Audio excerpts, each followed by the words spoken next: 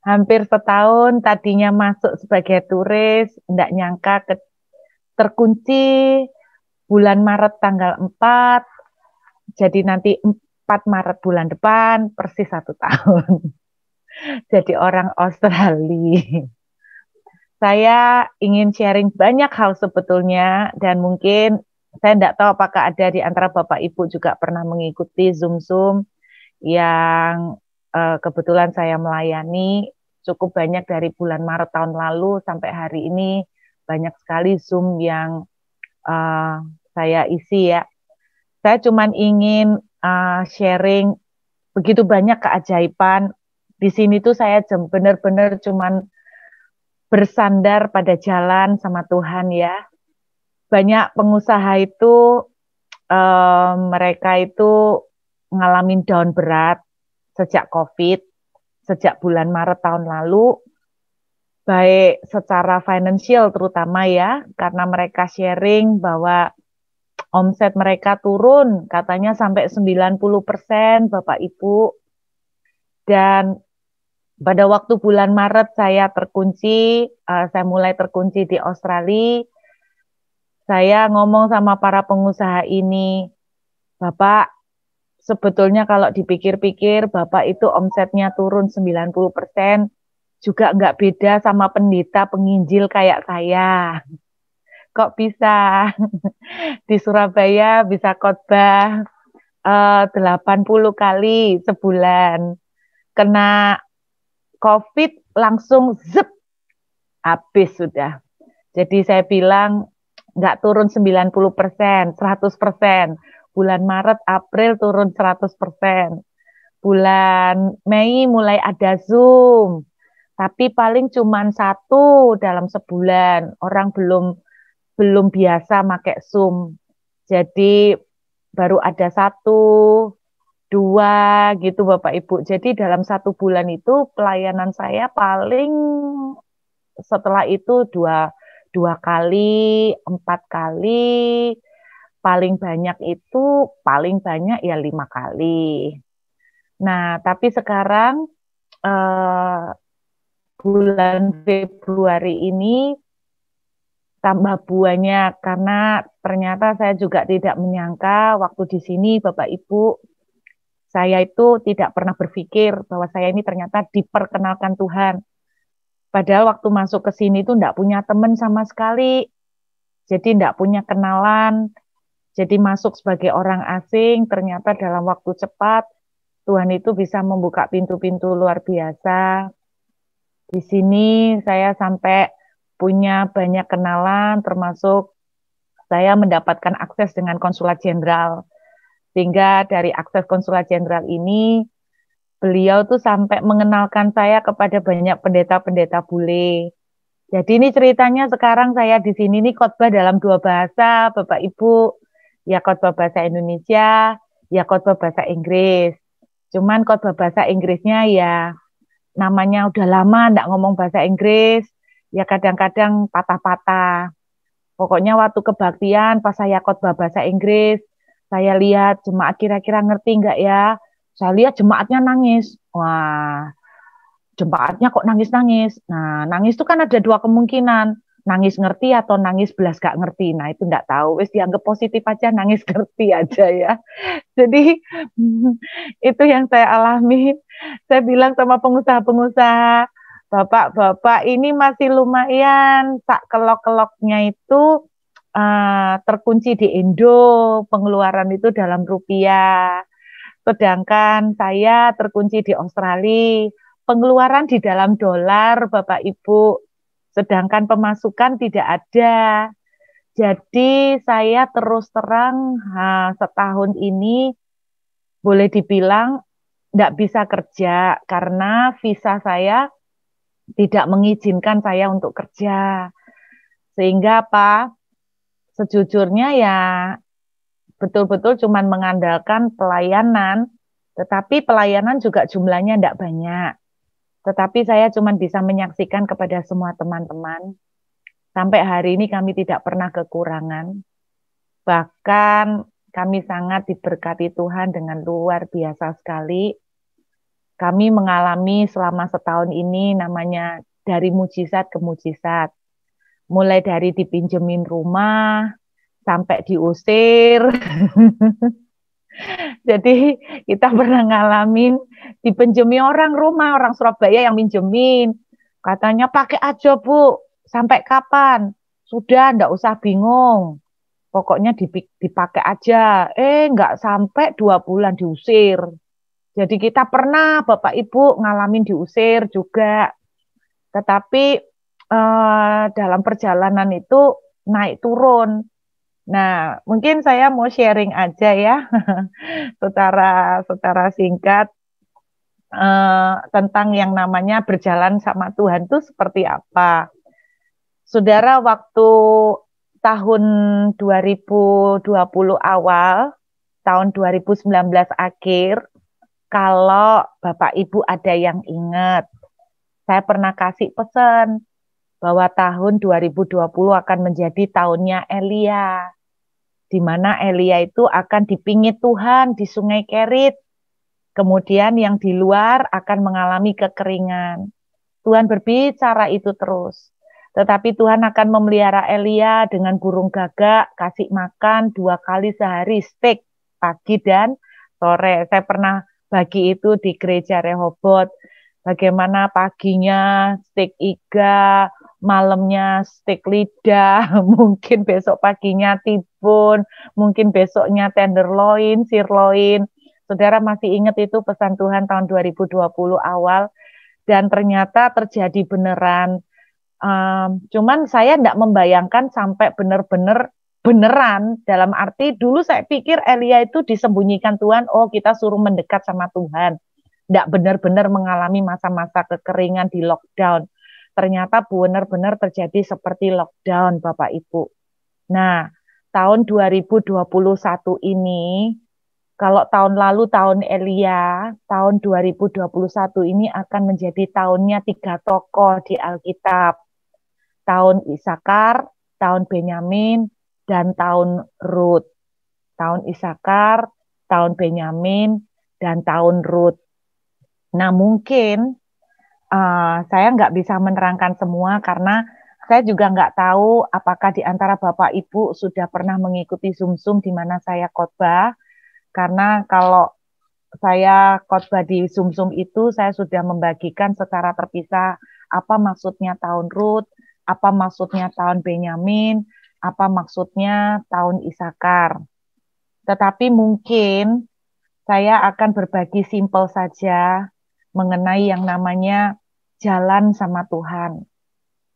Ketika tahun 2020 kita mengalami COVID seperti ini, saya tuh bersyukur Tuhan sudah membukakan dulu mengenai Elia. Dan Tuhan janji, kamu akan mengalami pemeliharaanku. Dan bukan hanya pemeliharaan, sekedar pemeliharaan, tapi kelimpahan. Dan sungguh Bapak Ibu, walaupun saya terkunci di Australia, di mana pengeluaran dalam dolar, itu kami mengalami mujizat itu gila-gilaan.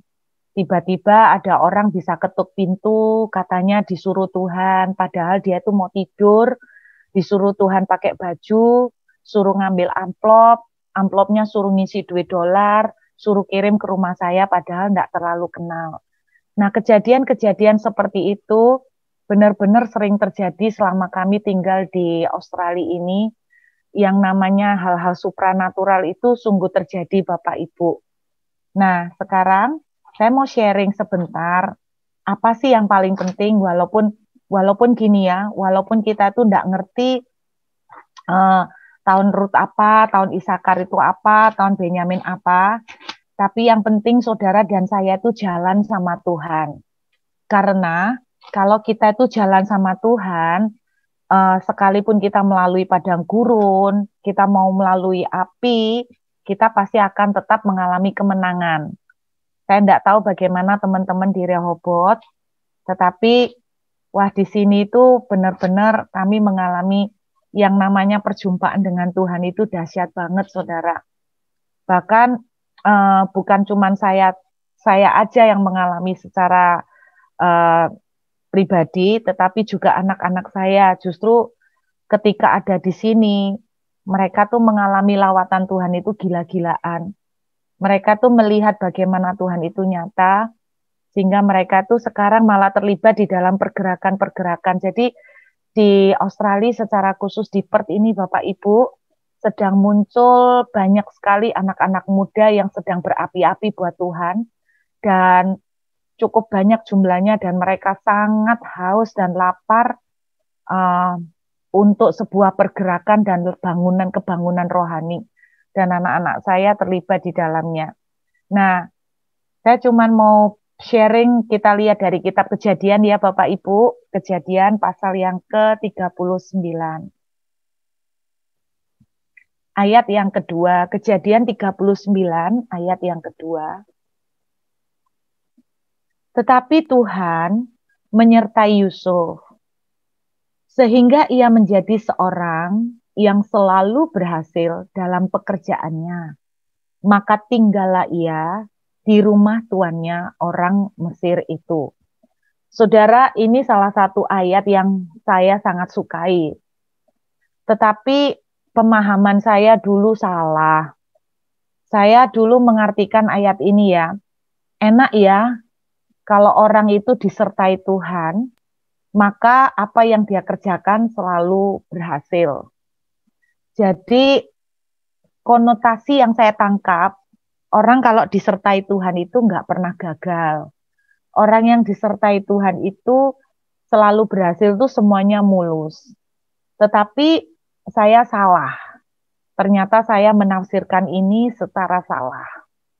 Bapak Ibu, kalau Anda lihat, bagaimanakah sih kehidupan orang yang disertai sama Tuhan, disertai oleh Tuhan? Kalau kita lihat kehidupan Yusuf ya, sebetulnya kehidupan Yusuf itu seperti grafik. Kalau digambarkan sama grafik itu naik, turun, naik, turun, naik, turun. Salah satu contohnya, pertama kali Yusuf dapat mimpi dari Tuhan. Dapat mimpi bahwa dia akan menjadi seorang yang berpengaruh, seorang yang punya kuasa. Nah, mungkin saudara di awal tahun 2020 atau bahkan di tahun 2021 ini, saudara dan saya mendapatkan janji Tuhan. Nah, namanya kalau mendapatkan janji Tuhan pasti kita seneng dong. Tuhan bilang, aku akan memberkati kamu luar biasa. Engkau akan mengalami terobosan. Engkau akan mengalami kesembuhan. Engkau akan mengalami pemulihan. Pasti kita semua senang banget. Semua janji Tuhan, semua nubuatan yang kita dengarkan, itu bikin harapan kita tuh naik. Jadi kita tuh langsung mumbul, saudara, naik. Tetapi saudara bayangkan, setelah Yusuf itu mengalami mimpi, dia semangatnya bangkit. Wah, berarti dia merasa, wah, hidup saya akan berbeda dari orang lain karena Tuhan mempunyai rencana untuk mengangkat saya menjadi seorang yang punya pengaruh. Nah, semangatnya naik. Ketika Tuhan memberikan janji, aku akan berkati kamu, semangat kita naik. Ketika Tuhan berjanji, tahun ini engkau akan melihat keajaibanku, semangat kita bangkit. Tetapi apa yang terjadi pada Yusuf? Tidak lama setelah itu, kita tahu ceritanya, Yusuf masuk ke sumur. Yusuf masuk sumur. Lalu setelah Yusuf masuk sumur, ibaratnya orang itu gini, habis diangkat, dijungkrak, no. Habis diangkat, didaunkan. Dituibok nih, sampai bikin mungkin kok kayak gini. Katanya Tuhan memberikan janji aku akan jadi penguasa. Katanya Tuhan memberikan janji aku akan menjadi seseorang yang berarti. Aku akan mengalami breakthrough. Aku akan mengalami terobosan. Tapi kok kayak gini Tuhan. Nah, ini yang dialami oleh Yusuf. Lihat ya Bapak Ibu. Habis dari titik di atas, tiba-tiba dijungkrak di bawah. Kemudian tidak lama lagi setelah itu, Alkitab menuliskan begini. Lalu Yusuf tidak lama setelah di sumur, dijual jadi budak. Tiba-tiba mimpi apa ya, jadi budak terus dipercaya sama Potifar untuk menjadi tangan kanannya. Potifar ini seorang taipan, Bapak Ibu. Taipan itu artinya dia seorang penguasa besar, tetapi tidak lebih tinggi dari raja. Jadi taipan itu dia orang yang punya power secara politik, tetapi dia juga pengusaha. Jadi konglomerat, termasuk konglomerat. Nah, si Potifar ini memang termasuk orang pentingnya Firaun. Dia punya banyak perusahaan. Nah, saudara bayangkan tiba-tiba Yusuf diangkat. Wah, berarti benar nih, aku diangkat Tuhan nih, jadi penguasa. Seneng nih, seneng. Bayangkan seneng Bapak Ibu, habis di titik atas, dijegrokno, terus diangkat lagi. Naik lagi semangatnya, happy. Terus kemudian, nggak lama kemudian, habis jadi penguasa, dipercaya oleh Potifar, mengelola semua perusahaannya. Bayangin nggak ada background pendidikan, nggak ada pengalaman, tiba-tiba mimpi apa, dikasih kepercayaan kalau bahasa modern sekarang jadi CEO. Naik lagi. Ini Bapak Ibu, saya tuh kalau mikir-mikir, saya tuh persis Yusuf. Persisnya gimana? Yusuf ini orang sanguin, Bapak Ibu. Yusuf itu orang sanguin. Orang sanguin itu artinya gampang banget cerita. Kalau ngomong itu kemana-mana, Bapak Ibu. Orang sanguin itu terus terang susah untuk menyimpan rahasia. Jadi dapat dikit cerita kemana-mana. Makanya itu yang dibenceni dari Yusuf itu kan, Tuhan lo bicara sama aku nih mau jadi penguasa. Lah ya kan ngamuk koko-koko nih, merasa dia itu kayak sombong, koyo lu tok tasin disintai mbek Tuhan. Nah, ini Yusuf Bapak Ibu. Nah, bayangkan kalau kalau karakter kayak Yusuf yang sanguin gini, dikit cerita, sebentar cerita, saya ya gitu loh Bapak Ibu. Sebentar dapat ini cerita, delala gak suwe setelah itu dijegroke Tuhan. Berarti was sudah kadung cerita kemana-mana. Habis itu dijegrokan. Itu persis terjadi ketika saya tuh diusir Bapak Ibu. Nah Bapak Ibu bayangkan ya, waktu saya masuk ke Australia ke Perth itu pertama kali, saya itu nunut rumahnya temen. Jadi ada temen saya yang juga membawa anaknya sekolah ke Perth. Terus dia ngomong, wis burut, nggak usah nyewa rumah, barengan naik sama aku. Hitung-hitung podo jaga no anak. Ya wis barengan, ngirit Bapak Ibu. Bapak Ibu nyewa rumah di sini tuh sing setengah mati tuh nyewa rumah. Biaya hidup itu sebetulnya ndak mahal, podo mbek Indo. Tapi sing mahal itu nyewa rumah. Nyewa rumah itu paling murah, Bapak Ibu, 24 juta itu sebulan, bukan setahun. Nah, kalau biaya hidup itu hampir mirip, contoh beras. Beras sak kilo harganya sak dolar. Sak dolar sekarang berapa ya? 10.600. Beras di Indo berapa Bapak Ibu? Aku gak melok iya rego beras. Beras di Indo regone piro? Berapa Bu Maria beras di Indo harganya? 12 ribuan, Bu. Oh, 12.000. Wes ini $1 apik.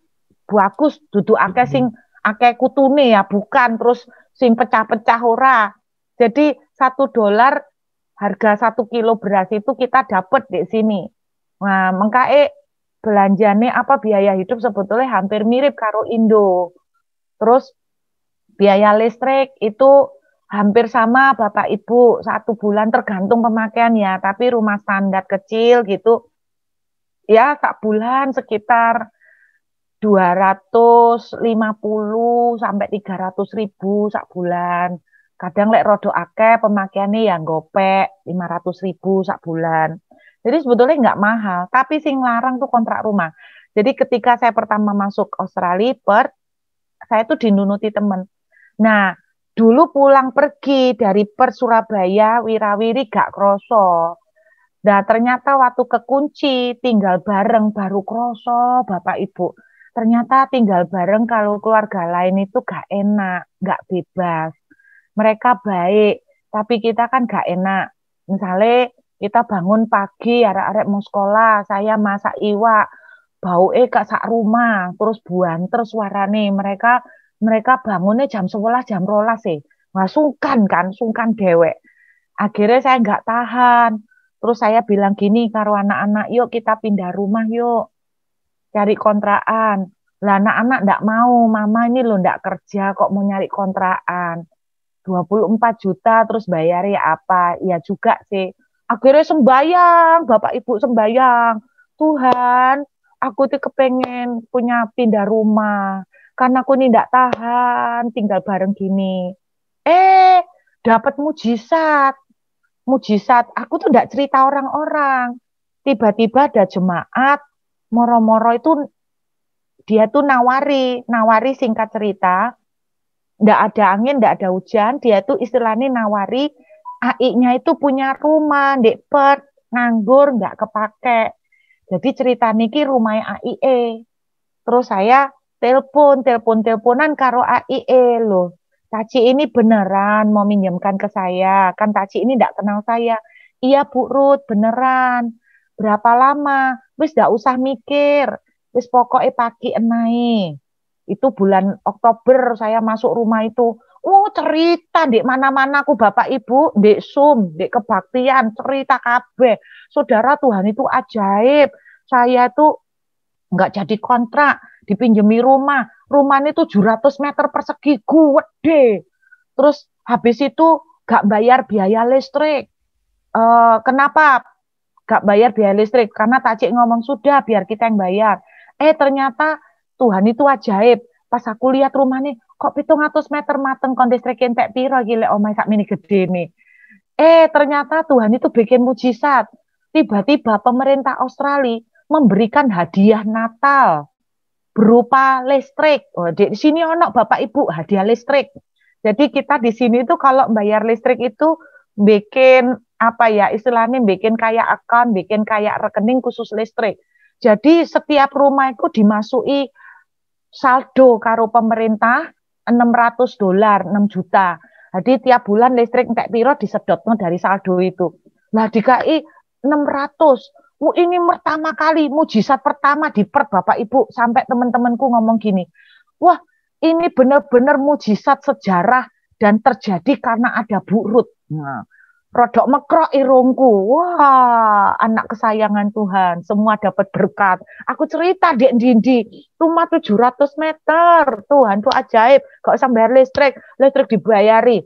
Wes cerita di Dindi Bapak Ibu. Sing duwe ngomong. Wes pakai aja. Sebebas-bebasnya. Sampai nanti perbatasan dibuka. Nggak masalah. Burut pakai aja atau kita nggak pakai. Ngono jerene Bapak Ibu.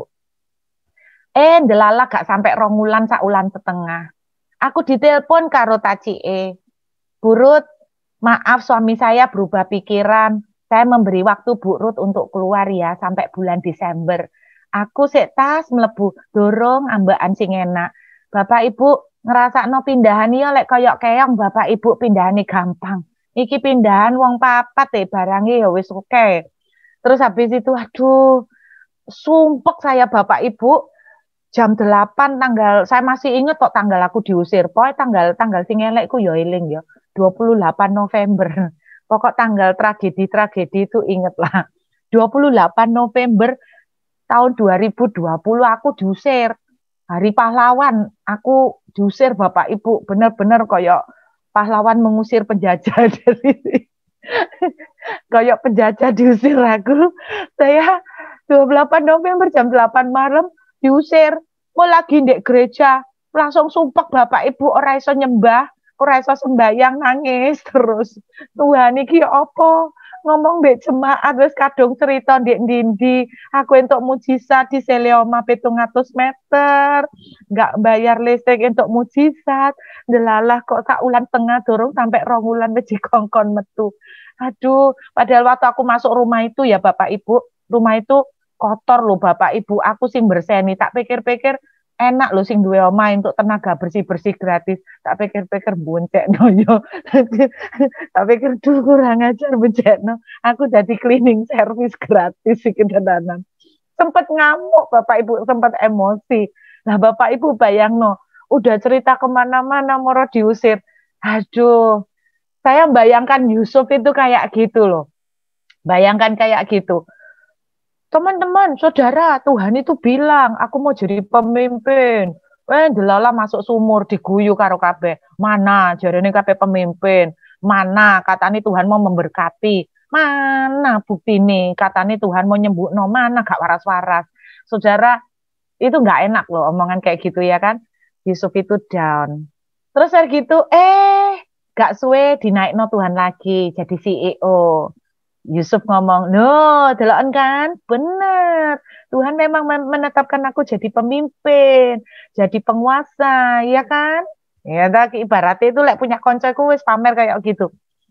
Jadi CEO Potifar gak suwe difitnah Bapak Ibu, jelalah mlebu penjara.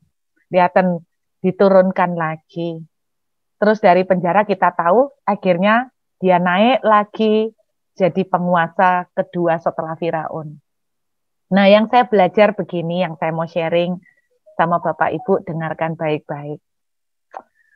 Berjalan dengan Tuhan, jadi kalau kita itu jalan dengan Tuhan, bukan berarti semuanya itu gunung kabeh. Jadi artinya di atas kabeh, enggak. Berjalan dengan Tuhan itu tidak selalu Anda tuh semuanya sukses, berhasil seperti yang Anda suka. Tapi berjalan dengan Tuhan itu ternyata meliputi dua bagian. Ya ada gunung, ya ada lembah. Ya ada puncak, ya ada di bawah. Jadi dengarkan, makanya kalau saudara sedang di bawah, jangan pernah berpikir bahwa Tuhan meninggalkan saudara. Karena banyak sekali anak Tuhan yang meninggalkan Tuhan sejak kejadian COVID. Kenapa? Karena mereka merasa Tuhan itu jahat, Tuhan meninggalkan mereka. Sangat picik selama ini kalau kita berpikir orang yang disertai Tuhan berarti selalu sukses keuangannya. Jadi pas dia ngalamin nggak ada keuangan, berarti dia tidak disertai Tuhan. Sangat salah kalau kita berpikir orang yang sukses itu selalu sehat. Terus kemudian ketika dia ngalamin COVID, nah ya toh, kowe dosa apa iki karo Tuhan? Salah apa iki karo Tuhan? Ditinggal ke Tuhan. Itu banyak dari kita berpikir picik seperti itu. Jadi orang yang disertai Tuhan itu mencakup dua aspek. Ada gunung dan juga ada lembah. Tetapi ini pelajaran kedua yang saya mau sharing sama Bapak Ibu. Dengarkan baik-baik. Baik kita dibawa ke gunung, maupun kita dibawa ke lembah, tidak Tuhan tinggalkan. Tuhan ada waktu kita di gunung, dan Tuhan ada waktu kita di lembah. Jadi dengarkan baik-baik. Firman Tuhan bilang, aku sekali-kali tidak meninggalkan kamu, aku sekali-kali tidak biarkan kamu. Kalau hari ini Bapak Ibu di gunung, gampang pasti merasakan Tuhan menyertai. Tetapi kalau hari ini Bapak Ibu sedang di lembah, sangat sulit orang merasakan apakah Tuhan masih ada bersama kita. Karena seringkali ketika kita di lembah, kita merasa Tuhan sudah meninggalkan kita. Jadi baik di gunung maupun di lembah, Tuhan ada, tidak pernah meninggalkan kita. Nah, bagian yang ketiga yang saya mau sharing, dengarkan Bapak Ibu. Kalau kita berjalan dengan Tuhan, kita akan melewati gunung dan lembah, dan di dalamnya itu pasti Tuhan menyertai.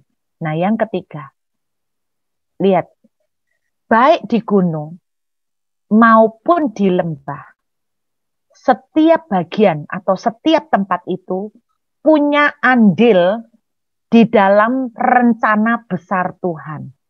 Saya ulangin. Baik kita ada di posisi di gunung, maupun kita ada di posisi di lembah, setiap posisi itu merupakan andil, ada merupakan bagian dari skenario Tuhan yang besar. Nah, kadang-kadang kita berpikir kalau Tuhan itu punya rencana, misalnya, punya rencana membawa Bapak Ibu diberkati secara keuangan, banyak dari kita berpikir semua bagian skenario ini jalannya pasti kenceng. Enggak. Jadi baik di gunung maupun di lembah, ada investasi dari skenario Tuhan di dalamnya. Supaya gampang saya kasih contoh penjelasan ya.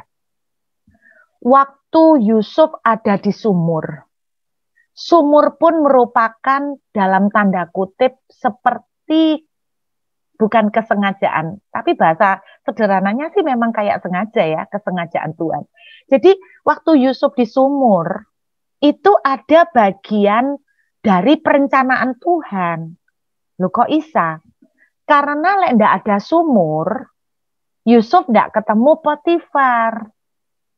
Gitu loh Bapak Ibu. Jadi kalau ndak ada sumur, Yusuf ndak ketemu Potifar. Kalau ndak ada penjara, Yusuf ndak akan ketemu dengan Firaun. Berarti baik di penjara maupun di sumur, itu ada bagian perencanaan Tuhan yang sedang dilaksanakan. Kenapa Tuhan sepertinya sengaja memasuki Yusuf ke sumur? Kenapa Tuhan sepertinya sengaja memasukkan Yusuf ke penjara? Karena kalau tidak ketemu di penjara, Yusuf tidak akan pernah sampai ke Firaun. Bapak Ibu bisa nangkep ya? Bisa ya? Jadi dengarkan baik-baik. COVID ini pun saya tetap percaya ada bagian kesengajaan Tuhan. Kita ditaruh di dalamnya. Karena kita sedang dipersiapkan Tuhan untuk ketemu dengan Firaun. Bahasanya gitu Bapak Ibu. Yusuf dimasukkan ke sumur untuk ditemukan dengan Potifar. Yusuf dimasukkan ke penjara untuk ketemu dengan Firaun. Saudara dan saya dimasukkan di dalam masa kekeringan selama COVID. Karena sebentar lagi saya sangat yakin ada Firaun yang akan Tuhan pertemukan dengan kita. Ada sesuatu yang besar yang Tuhan pertemukan dengan kita. Sebaliknya, mungkin Bapak Ibu berkata begini, lalek gitu kenapa Tuhan tidak langsung aja bawa Yusuf ke Firaun? Nggak usah pakai ke Potifar, tiwas PHP. Mari dinaikno, dijeglekno lagi. Naik lagi, jeglek lagi. Kan PHP Tuhan itu. Enggak Bapak Ibu. Yusuf bisa menjadi penguasa di Mesir karena Yusuf sudah belajar dulu mengelola perusahaannya Potifar. Yusuf tidak mungkin menjadi CEO-nya negara Mesir kalau dia tidak belajar dulu menjadi CEO-nya Potifar. Jadi Bapak Ibu mengerti ya.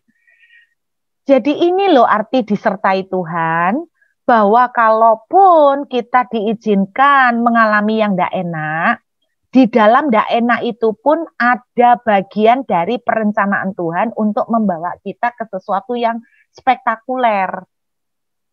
Gitu loh. Di bagian penjara pun untuk membawa Yusuf ke Firaun. Di bagian COVID pun Tuhan mau membawa kita ketemu sesuatu yang besar.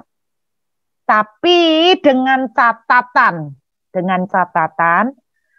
kalau selama kita di sumur dan di penjara, kita bisa bereaksi dengan benar. Kita bisa bereaksi dengan benar, maka itu akan mempercepat penggenapan rencana Tuhan yang besar. Nah, yang bahayanya itu gini, Tuhan itu tidak pernah meninggalkan kita. Amin Bapak Ibu. Amin Saudara. Tuhan tidak pernah meninggalkan kita. Tuhan selalu menyertai kita. Tetapi sekali lagi, disertai Tuhan tidak selalu gunung. Kadang dibawa Tuhan ke lembah. Tetapi Tuhan tidak pernah tinggalkan kita. Amin. Nah, yang bahaya ketika Tuhan lagi bawa kita di sumur, ketika Tuhan lagi gandeng tangan kita ke penjara, kitanya bereaksi salah. Banyak anak Tuhan bereaksi salah. Mereka malah lari meninggalkan Tuhan. Sehingga apa? Mereka tidak nyampe ketemu Firaun. Coba kalau Yusuf pada waktu mau dimasukkan penjara, dia lari. Dia tidak ikhlas dimasukkan ke penjara, maka Yusuf tidak akan pernah jadi penguasa Mesir. Nah, di saat-saat ketika saudara hari ini sedang ada di lembah, perlu sekali saudara bisa bereaksi dengan benar. Jangan lari. Kenapa? Karena penjara pun sedang dipersiapkan Tuhan untuk bawa saudara ke atas. Karena sumur dipersiapkan Tuhan membawa saudara naik.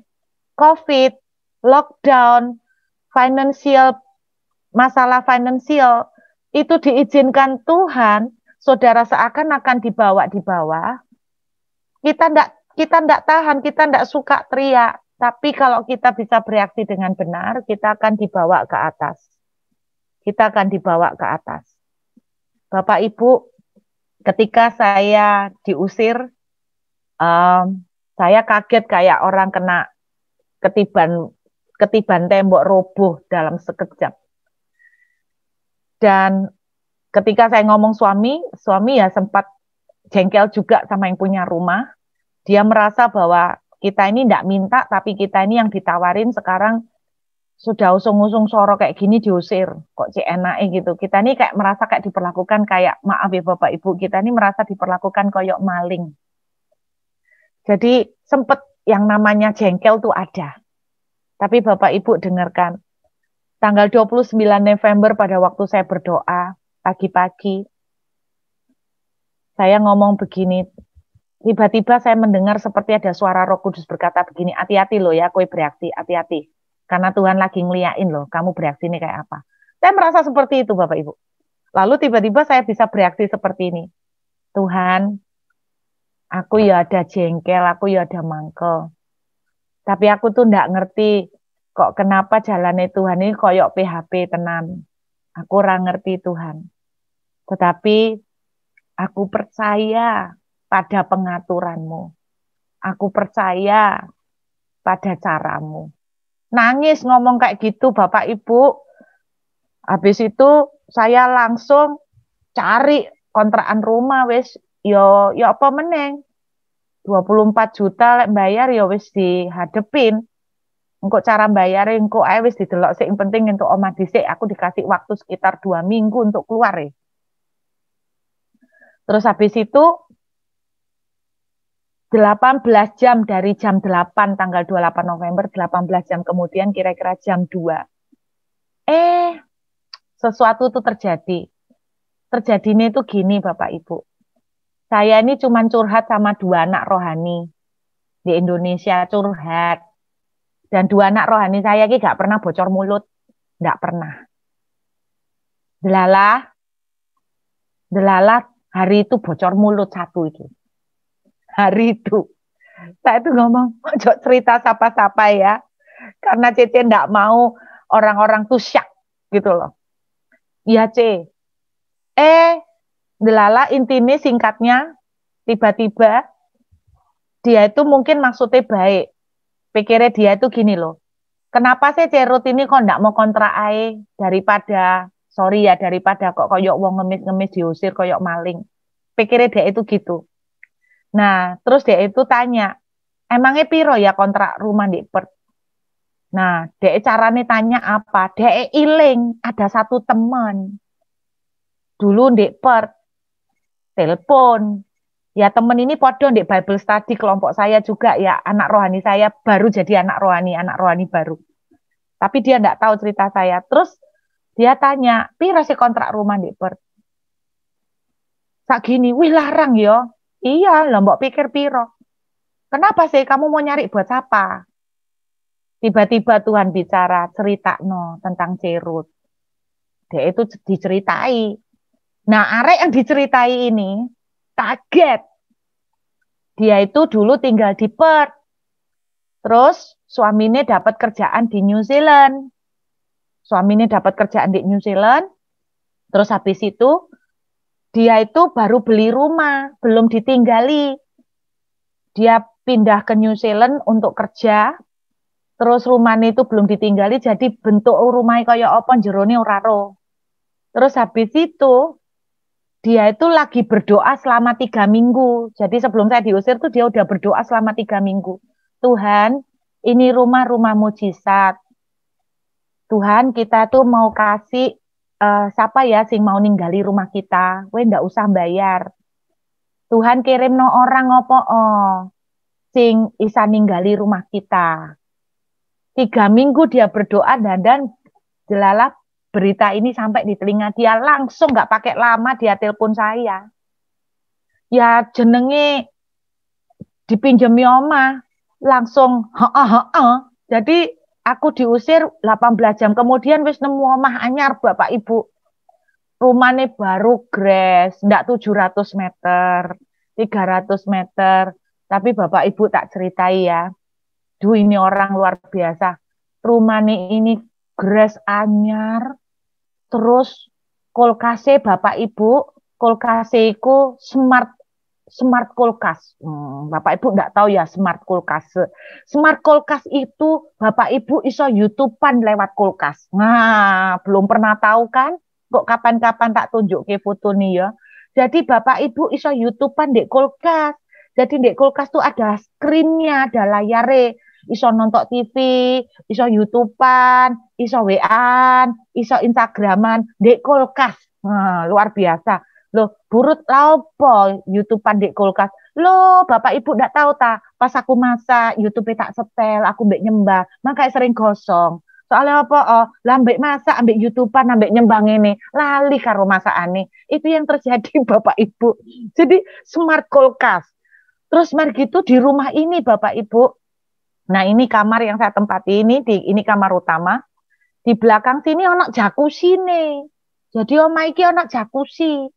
Terus aku tuh ngomong karo Tuhan, Tuhan, kok sampai luar biasa disediakno sak jacuzzi niki kanggo apa to Tuhan? Ono jacuzzi nih karo spa.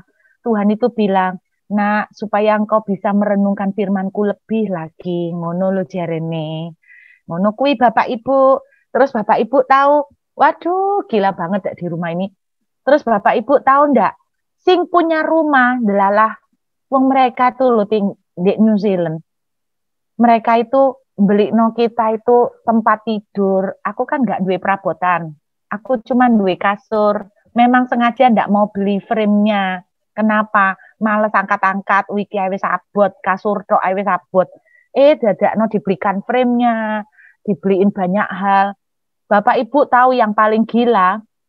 Barusan mereka membelikan sebuah televisi. Nah, Bapak Ibu pasti tidak pernah nyangka. Televisinya ukurannya 100 in. Nah, kui iso bayangkan 100 in ku sak piro ya. Berat televisinya 190 kilogram. Jadi televisinya jauh lebih gede dari badan suami saya, lebih tinggi dari suami saya. Suamiku ngomong, "Iki kamu enak, besok lek wis dipasang sum-suman di kene." Bapak Ibu, aku ngomong, wah lek sum di TV 100 inch, iso ketok kabeh jerawate, iso ketok sing angop-angop ketok, gak iso singitan koyo, lang sakmono gedene kene koyo ndelok bioskop Bapak Ibu. Dan itu loh yang saya lihat, saya perhatikan bahwa Tuhan itu, sekalipun saya waktu itu ada di lembah, Tuhan itu tidak pernah meninggalkan. Lembah pun diizinkan Tuhan untuk mengantar saya kepada sesuatu yang lebih baik. Tetapi saya ingin mengencourage Bapak Ibu, kalau hari ini Anda sedang di lembah, mari kita bereaksi dengan benar. Bereaksi dengan benar itu seperti apa, Bu? Kita lihat yuk satu ayat terakhir, Kidung Agung.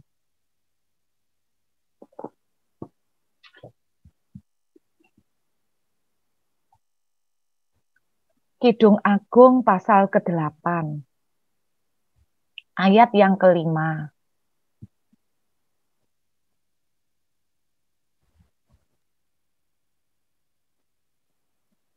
Siapakah dia yang muncul dari padang gurun, yang bersandar pada kekasihnya?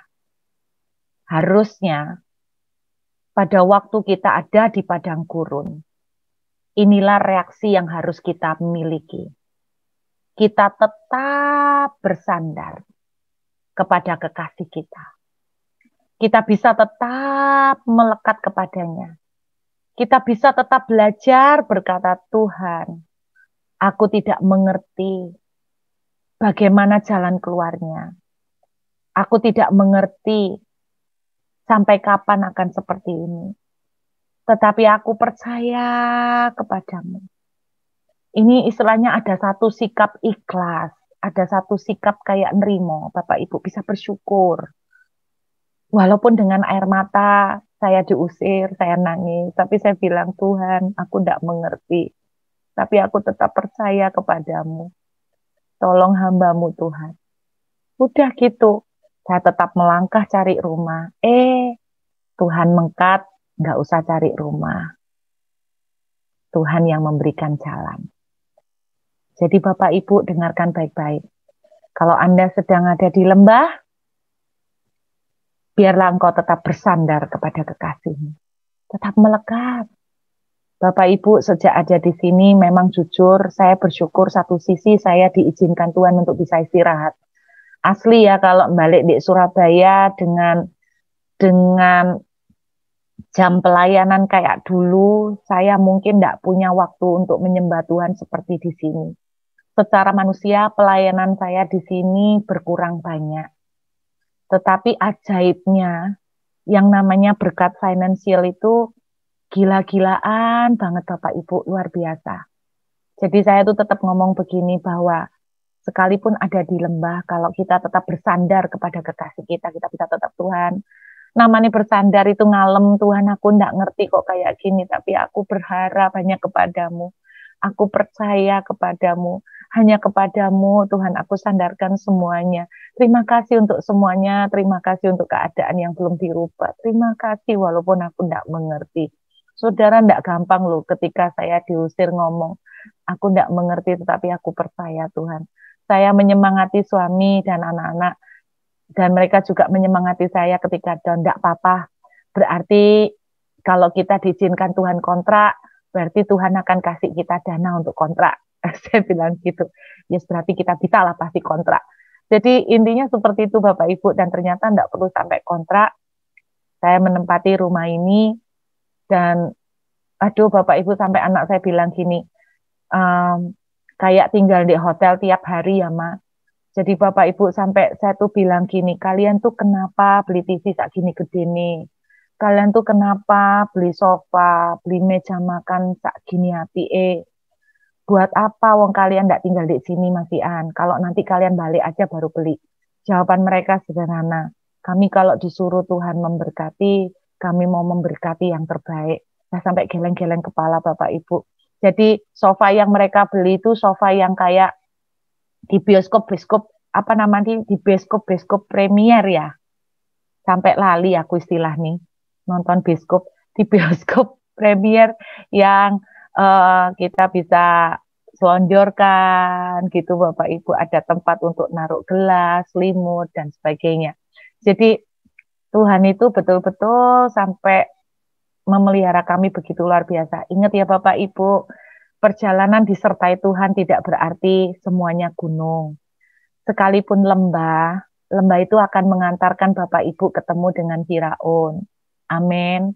Ketemu kepada peninggian, ketemu dengan kemuliaan Tuhan. Asal kita bisa bereaksi dengan benar, kita bisa berespon dengan baik, kita tidak akan pernah ditinggalkan. Pasti Bapak Ibu. Nah, saya berdoa teman-teman Rehobot, apapun yang Anda sedang alami, saya cuma bisa bilang sama Bapak Ibu, benar kata Alkitab, Tuhan tidak pernah membiarkan kita meminta-minta. Tuhan tidak akan pernah biarkan kita meminta-minta. Orang yang berharap sungguh kepada Tuhan tidak akan pernah dipermalukan. Amin Bapak Ibu Saudara. Saya ini bersyukur ya. Kadang saya tuh dengar kesaksian dua pendeta Bapak Ibu. Satu pendeta, dia kesaksian gini. Waktu masa pandemik ini dia sampai tidak ada undangan khotbah. Tulis persis sama saya. Dan dia tuh cerita, sampai tidak ada undangan khotbah, sampai nggak ada ngebarang. Saya tuh sampai gini, aduh Tuhan, puji Tuhan yo aku gak sampai nggak ada ngebarang. Saya sampai bilang gitu. Hamba Tuhan yang kedua malah lebih serem lagi. Dia bukan nggak ada ngebarang, tapi karena tidak ada undangan khotbah, dia sampai mem-WA beberapa kenalan, sampai bilang gini loh di dalam WA-nya. Kalau sekiranya Bapak tergerak untuk memberkati, karena kami ini sangat membutuhkan banyak dana untuk kebutuhan keluarga. Saya membaca saya membaca WA itu Bapak Ibu, saya sampai, aduh Tuhan, terima kasih bahwa kita mengalami hampir setahun di negeri orang pakai dolar. Tapi kita tuh enggak, puji Tuhan, enggak sampai minta-minta, enggak sampai ngadekno barang. Bapak Ibu, pokoknya kita benar-benar bersandar sama Tuhan. Bapak Ibu enggak tahu aku nangis akeh yo ndek bantal. Waktu diusir nangis di bantal. Tuhan, aku enggak ngerti tapi aku berharap sama Engkau, aku gandol karo kowe Tuhan. Tolong aku Tuhan, aku anakmu lo Tuhan, ojo sampai dinyek-nyek uang Tuhan, delok Tuhan. Ojo sampai ini Tuhan. Jadi di situ saya melihat Tuhan tidak pernah tinggalkan kita. Amin Bapak Ibu. Ya, saya berdoa sharing sederhana ini boleh menjadi kekuatan. Kalau kita ada di lembah, ora usah takut, Tuhan tidak tinggalkan kok. Tapi kalau kita bisa bereaksi dengan benar, percaya akan muncul keajaiban-keajaiban.